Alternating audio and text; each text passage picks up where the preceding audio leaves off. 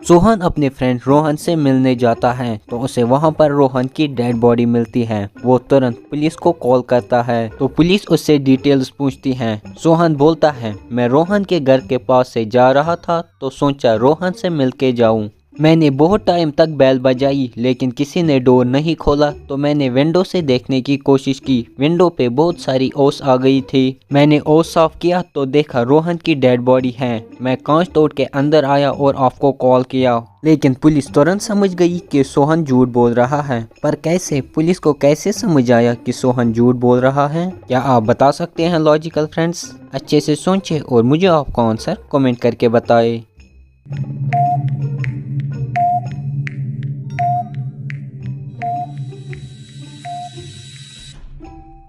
चलिए इसका आंसर देखते हैं। पुलिस को दो क्लूज मिले। पहला, ओस अंदर से साफ किया जाता है न कि बाहर से। और सोहन ने बोला कि वो कांच तोड़ के अंदर गया, तो अगर कांच बाहर से तोड़ा गया होता तो पीसेस अंदर होने चाहिए, लेकिन कांच के पीसेस बाहर हैं। मतलब सोहन झूठ बोल रहा है और खून भी उसी ने किया है। पुलिस ये समझ जाती है और उसे पकड़ लेती है। चलिए अगली पहेली देखते हैं। क्या हो अगर आप काफ़ी टाइम के बाद घर जाओ और आपको पता लगे कि आपका एक फैमिली मेंबर किडनैप हो गया है। ऐसा ही सेम हुआ मिस्टर गुप्ता के साथ। वो काफ़ी टाइम घर आए तो उन्हें एक अननोन नंबर से कॉल आया। किडनैपर ने बोला, हमने तुम्हारी प्रेग्नेंट बेटी रिया को किडनैप किया है। मिस्टर गुप्ता डिटेक्टिव मेहुल को बताता है कि उसकी बेटी किडनैप हुई है, लेकिन अब वो बिल्कुल सेफ वापस आई है। जब किडनैपर ने मुझे कॉल करा मुझे लगा ये झूठ बोल रहे हैं। फिर किडनैपर ने मुझे एक फ़ोटो सेंड की। उन्होंने मेरी बेटी को रस्सी से टाइट बांधा था। मैं डर गया और पैसे लेके निकल गया और पैसों को वहाँ पे रखा जहाँ उन्होंने बोला था। जब मैं घर आया तो रिया घर पे थी और अब वो सेफ हैं। लेकिन डिटेक्टिव मेहुल तुरंत समझ गया कि ये फेक किडनैपिंग है। पर कैसे लॉजिकल फ्रेंड्स? क्या आप बता सकते हैं? अच्छे से सोचें और मुझे आपका आंसर कमेंट करके बताएं।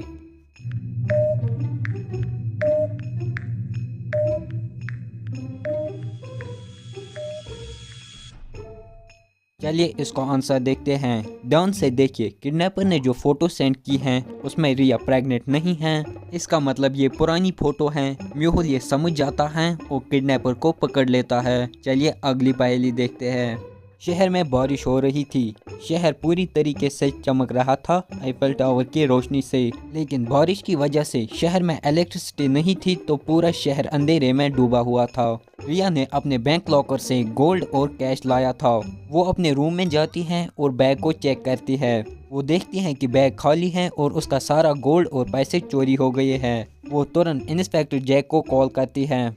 रिया इंस्पेक्टर से बोलती है, सिर्फ 3 लोगों को मेरे कैश और गोल्ड के बारे में पता था। इंस्पेक्टर तीनों से पूछताछ करता है। रोहन कहता है, इलेक्ट्रिसिटी नहीं थी तो मैं अपने घर पे सो रहा था। आप मेरे घर का सीसीटीवी फुटेज चेक कर सकते हैं। मुझे कुछ नहीं पता और मैंने चोरी नहीं की। ज्योति कहती है, मेरा एक छोटा बच्चा है, वो डर गया था क्योंकि इलेक्ट्रिसिटी नहीं थी तो मैं उसी के साथ घर पे थे। मुझे भी कुछ नहीं पता। अमित कहता है, लाइट नहीं थी तो मैं कैंडल लाइट से बुक पढ़ते पढ़ते सो गया और जब आपने कॉल किया तो मैं जाग गया। आप देखिए कैंडल वहीं पर है। तीनों का बयान सुनने के बाद इंस्पेक्टर तुरंत समझ जाता है कि झूठ कौन बोल रहा है। पर लॉजिकल फ्रेंड्स, क्या आप समझे इन तीनों में झूठ कौन बोल रहा है? अच्छे से सोचें और मुझे आपका आंसर कमेंट करके बताएं।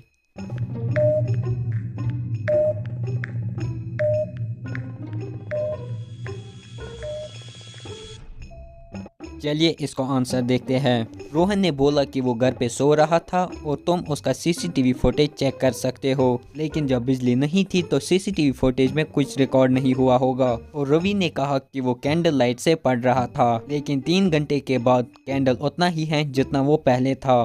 मतलब ये दोनों झूठ बोल रहे हैं और इन्होंने ही चोरी की है। इंस्पेक्टर ये समझ जाता है और उन्हें पकड़ लेता है। चलिए अगली पहेली देखते हैं। टॉम को गाड़ी चलाने का शौक हो जाता है तो वो सोचता है कि वो एक गाड़ी चुराएगा। वो गाड़ी चुराने के लिए पार्किंग में जाता है तो पार्किंग में 3 गाड़ियां होती हैं। तो लॉजिकल फ्रेंड्स, क्या आप बता सकते हो टॉम को इन 3 गाड़ियों में से कौन सी गाड़ी चुरानी चाहिए? पहली, दूसरी या तीसरी? अच्छे से सोचिए और मुझे आपका आंसर कमेंट करके बताएं।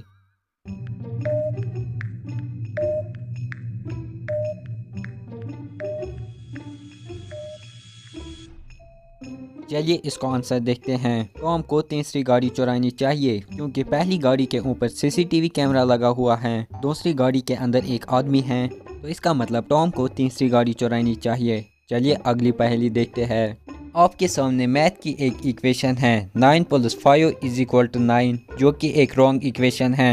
तो आपको किसी एक मैथ स्टिक को मूव करके इस इक्वेशन को सही करना है। इसका आंसर सिर्फ तेज दिमाग वाले ही लोग दे सकते हैं। तो लॉजिकल फ्रेंड्स, अच्छे से सोचिए और मुझे आपको आंसर कमेंट करके बताएं।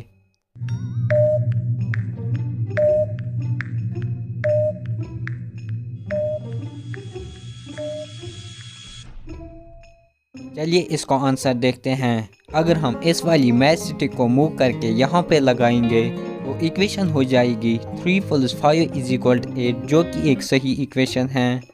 तो अगर आपको ये पहेलियाँ अच्छी लगी तो वीडियो को लाइक करना और ऐसी मज़ेदार पहेलियाँ देखने के लिए हमारी चैनल को सब्सक्राइब करना।